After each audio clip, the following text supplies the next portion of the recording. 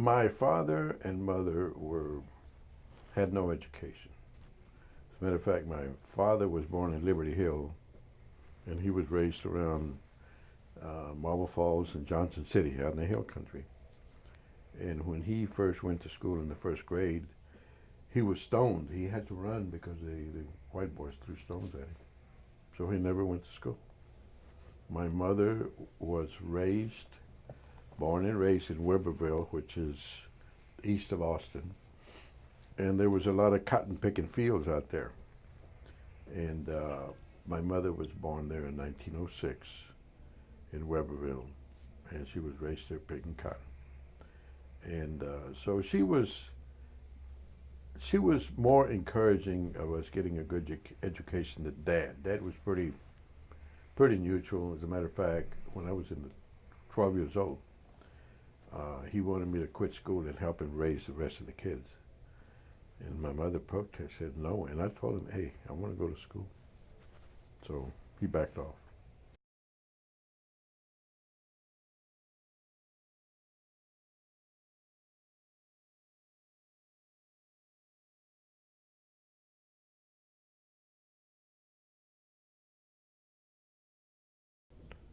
I think it's primarily a reticence on the part of the Hispanic community to leave their neighborhoods. You know, as a matter of fact, my own brother-in-law threatened to kick my ass if his little girl got hurt at 6 o'clock in the morning waiting for the bus.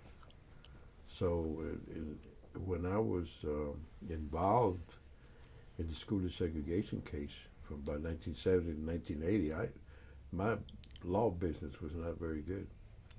And primarily, I think it's because people resented me for pushing the integration, the segregation, or to them it was, segregation because the kids were having to leave the neighborhood and go across town to another school that was hostile to them and so on. It was very difficult, and I don't blame them. Don't get me wrong, I understand. My issue, one of the behind the whole effort of integration, I always try to convince Maldiv to go for a separate but equal approach where we would want equal funding, equal facilities, equal pay for the teachers, equal quality of books in the Mexicano schools, but the school district was never willing to put forth the money.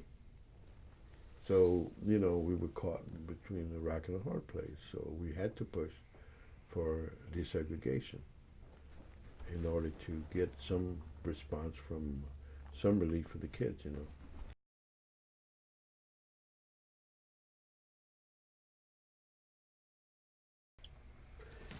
It's an unknown, I think. Yes, I'm satisfied with what I did. I'm satisfied with the effort. I'm not satisfied with the results, okay? I don't see much residual impact today of those efforts, even though I'm satisfied, and some of the friends that I knew at Texas Education respected what I was doing, and they thought it was a good thing to do. Of course, there were administrators, and they got paid by the agency. There were, administrators, but yet their opinion, I respect their opinion, and I think they respect me for what I was involved in, and the rest of the guys that helped me out,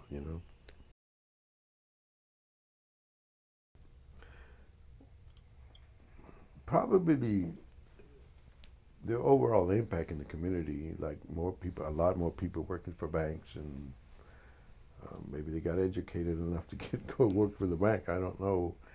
And the people that are involved in high tech, IBM and Dell Computer, where they work and make pretty good money. So people have better jobs. I think it's made an impact, but it's really hard to pinpoint, to say, hey, I did that. No, I can't say that.